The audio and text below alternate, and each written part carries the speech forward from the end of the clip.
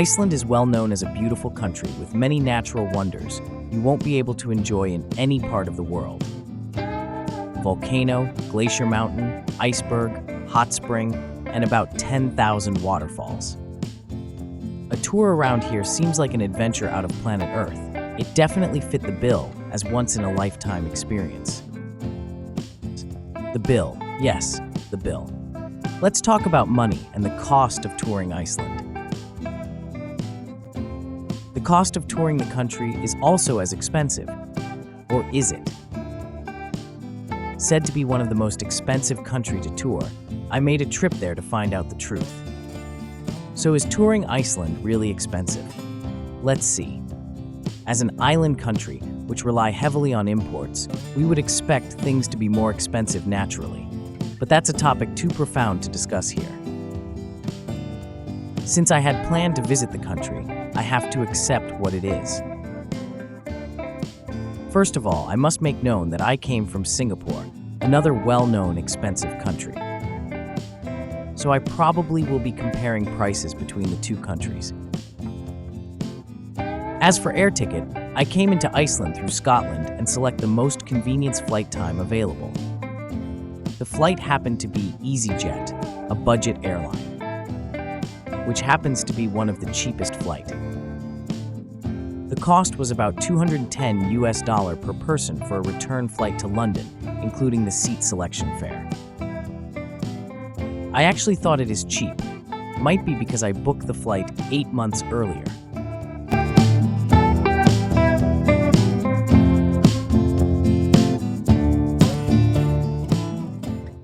Next, the tour package.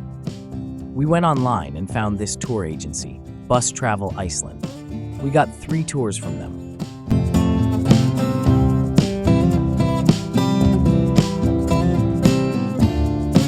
The first was the Northern Lights tour, the second was a tour to the South Coast, and the last was the Golden Circle tour. The cost includes all chargeable entrance fee to the attraction. The cost was about the same as I would get from joining any full-day tour in Europe or America. I find it expensive initially, but after seeing what I had seen, I told myself perhaps I had underpaid the tour agency. Frankly, not all attractions impressed me. I single out Gullfoss and Glacier Lagoon as value for money. They are in fact priceless attraction. I felt honored to have the chance to see it personally.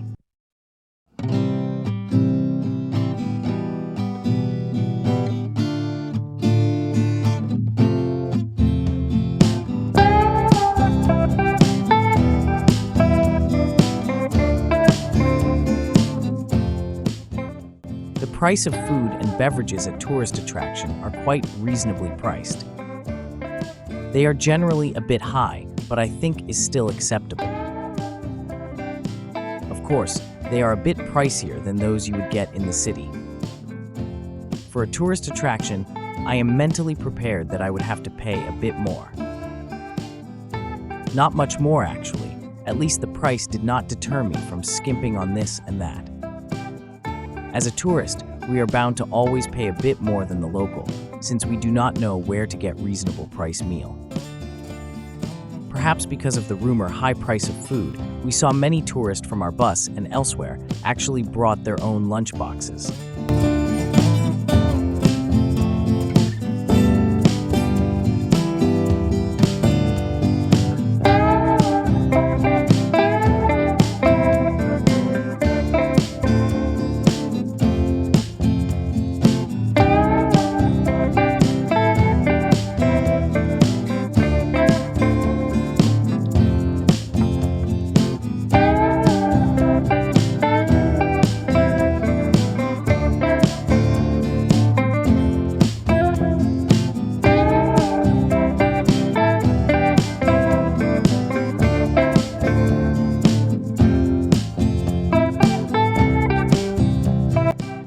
Most of these eateries has a supermarket adjacent to it.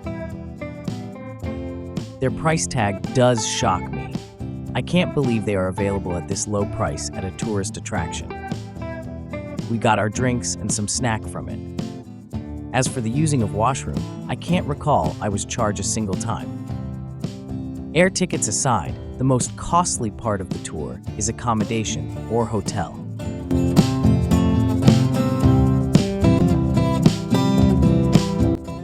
I have been to 26 countries around Asia, Europe, and America in the past 20 years.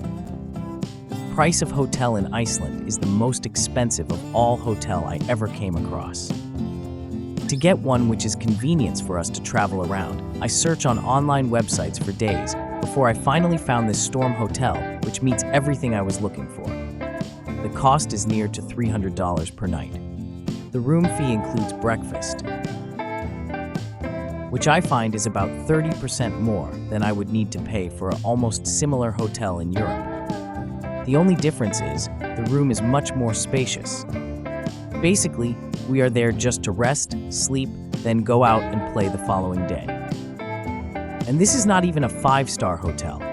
There is no gyms, no swimming pool, no lounge, no luxury breakfast.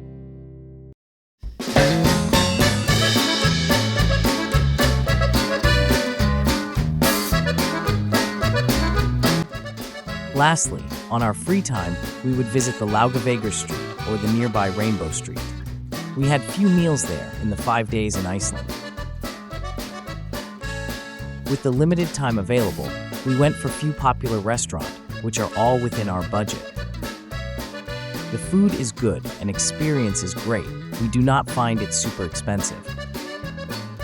The prices of food here is a bit on the high side, but is not exorbitant as what was rumored to be. I'm wondering what those people have eaten, or perhaps what I have not eaten. Unless you're going for those fine dinners.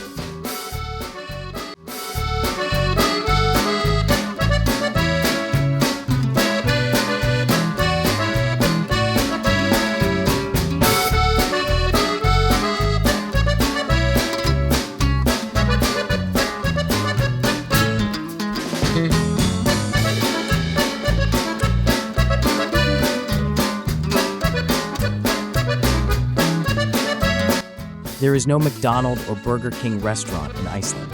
They have moved out long ago. You might want to compare the price of Subway here to yours and other drinks and condiments.